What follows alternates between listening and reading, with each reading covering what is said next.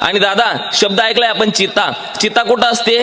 माणसाला जाळण्यासाठी असते ती चिता. आणि चिंता कुठं असते माहिती का? माणसाच्या अंतःकरणामध्ये असते. त्याला काय म्हणतात? चिंता म्हणतात. चिंता आणि चिता या दोघं शब्दांमध्ये फक्त एका टिंबाचा फरक आहे. चीवर टिंब दिला का त्याचा काय होतो? चिंता. सांगू का तुम्हाला? चिंता चित्ता समख्याता बिंदू मात्रेन विशेषात. बिंदू मात्रेन विशेषतः, फक्त एक बिंदूचा फरक आहे. बिंदू मात्रेन विशेषतः निर्जीवम दहते. काय? निर्जीवम दहते चिता, सजीवम दहते चिंता. अरे बाबा, सजीव माणसाला जाळते. कोणत्या माणसाला? जिवंत माणसाला जाळते, तिचं नाव चिंता. आणि मेलेल्या माणसाला जाळते, त्याचं नाव चिता. फक्त एका टिंबाचा फरक आहे. म्हणून